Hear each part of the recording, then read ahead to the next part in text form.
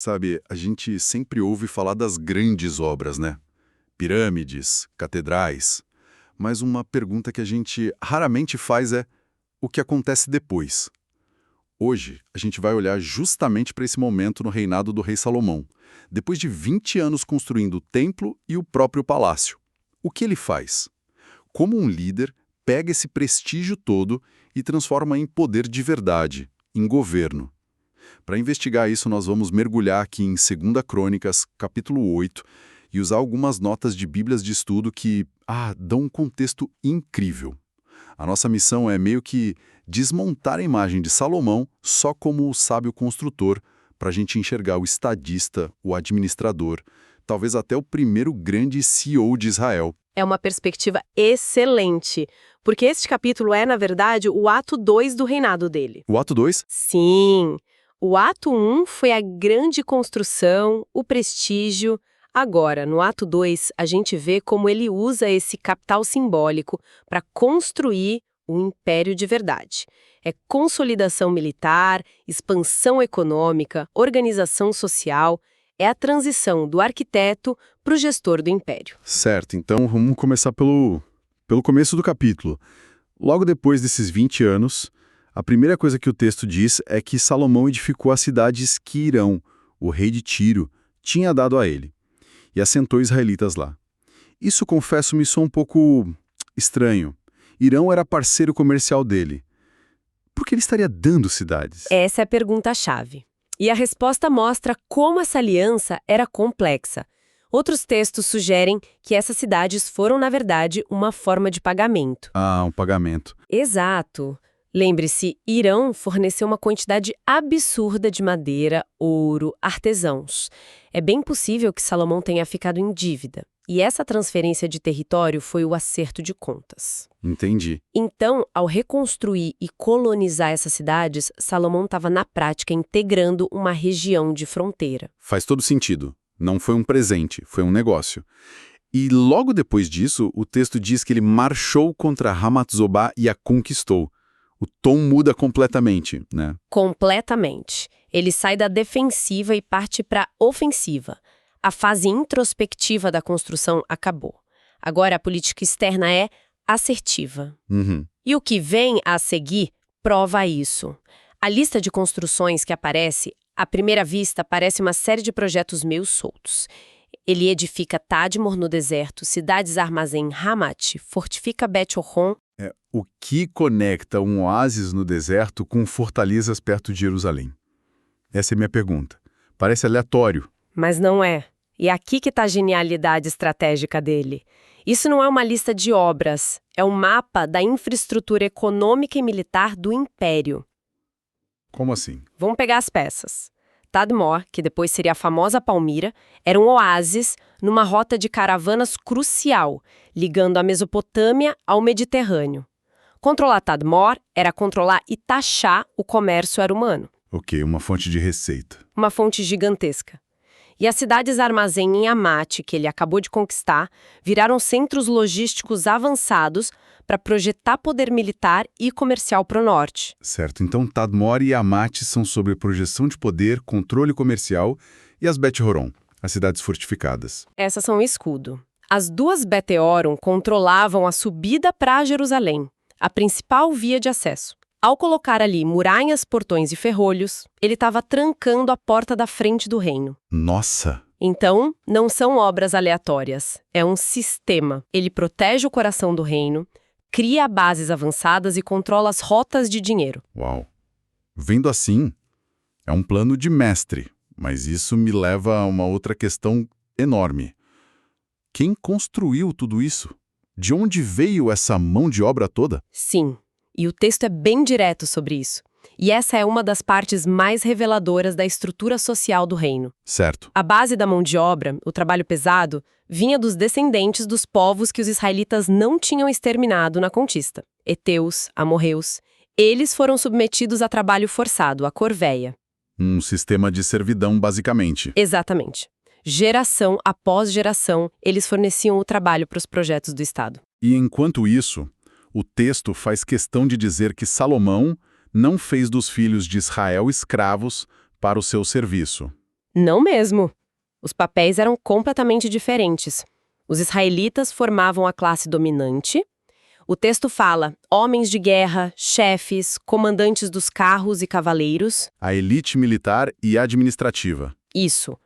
Eram os gerentes do projeto. O texto até dá um número: 250 oficiais que supervisionavam tudo.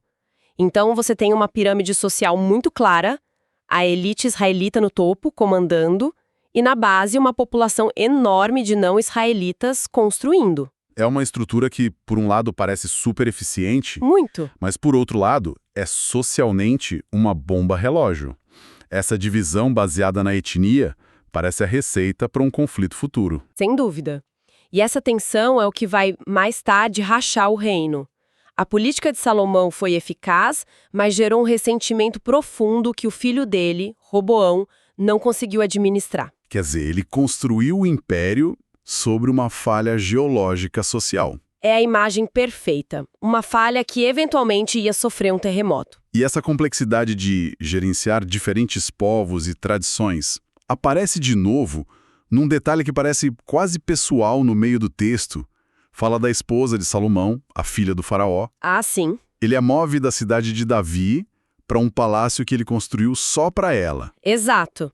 E a justificativa que ele dá é fascinante. Ele diz: minha mulher não morará na casa de Davi, pois são santos os lugares onde entrou a arca do Senhor. Isso. A minha pergunta é, isso é só uma questão religiosa ou tem uma camada de diplomacia e política de imagem aí? Ah, com certeza tem. É uma aula de relações públicas e diplomacia. Entendi. Primeiro, o casamento em si já é um golpe diplomático. Um faraó nunca tinha dado a filha em casamento a um rei estrangeiro. Isso coloca Salomão em outro patamar. Certo, o prestígio. Segundo, ao construir um palácio só para ela, ele está honrando a aliança e tratando a princesa com o status que ela merece.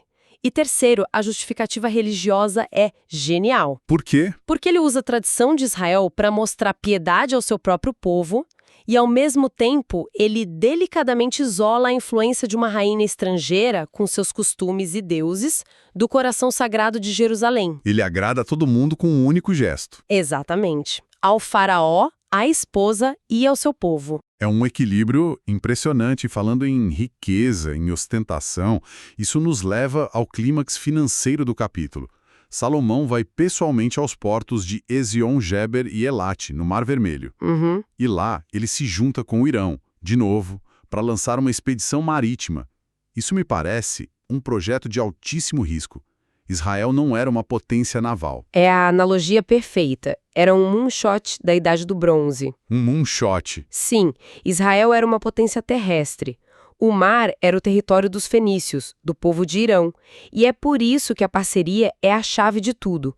Salomão tinha localização estratégica, os portos, O acesso ao Mar Vermelho. e isso, acesso às rotas para a África, para a Arábia, e Irão tinha a tecnologia, os navios, e o conhecimento, os marinheiros experientes. Foi uma joint venture para explorar mercados totalmente novos. E o destino era essa terra quase mítica, Ofir. Foram buscar ouro. E o resultado que o texto descreve é de cair o queixo. É assustador. Eles voltaram com 450 talentos de ouro. As notas de estudo que a gente tem aqui traduzem isso para tipo umas 15 toneladas de ouro. 15 toneladas. Que impacto uma injeção de capital assim teria num reino antigo? É uma escala totalmente diferente. Hoje, um bilionário tem a riqueza em ações, em ativos. Ali eram 15 toneladas de metal, o padrão monetário universal, entregues no Tesouro Real. Nossa. Isso não é só riqueza, é poder de Estado bruto. Com essa fortuna, Salomão podia financiar seu exército por décadas, pagar por todas as construções, importar luxos. É o tipo de capital que transforma a capacidade de uma nação inteira. A expedição a Ofir financiou a Era de Ouro de Israel. Então, quando a gente junta todas as peças deste capítulo, as cidades, a estratégia, a mão de obra, a diplomacia, essa aventura comercial, que retrato de Salomão é esse que emerge? Emerge um líder multifacetado, incrivelmente moderno na sua abordagem Ele é um estrategista geopolítico que entende de fronteiras e rotas comerciais. Ele é um mestre em logística E um empreendedor. e um empreendedor visionário que não teve medo de assumir riscos calculados para ter uma recompensa gigantesca. O Salomão daqui é menos o juiz sábio e mais o CEO de Israel S.A. É uma ótima imagem. CEO de Israel S.A. Sim, gerenciando um conglomerado com braços militares de construção, de comércio internacional. Fascinante.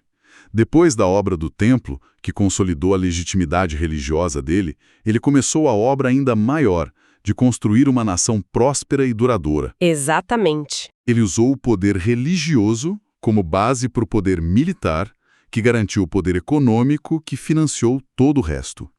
Um ciclo que se retroalimenta. Precisamente. É um estudo de caso de como poder, religião, diplomacia e comércio foram entrelaçados. Um elemento reforçava o outro. O que nos deixa com uma reflexão final.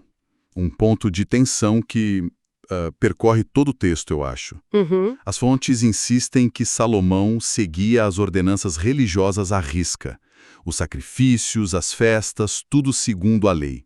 Mas, ao mesmo tempo, ele faz alianças casando com estrangeiras, usa trabalho forçado em escala massiva, se lança em negócios com parceiros pagãos. Sim, essa é a grande contradição. A questão que fica para a gente pensar é: como um líder equilibra a fidelidade a um código sagrado com as exigências brutalmente pragmáticas e às vezes moralmente ambíguas de construir e governar o império, onde na mente de um governante como Salomão, uma coisa terminava e a outra começava?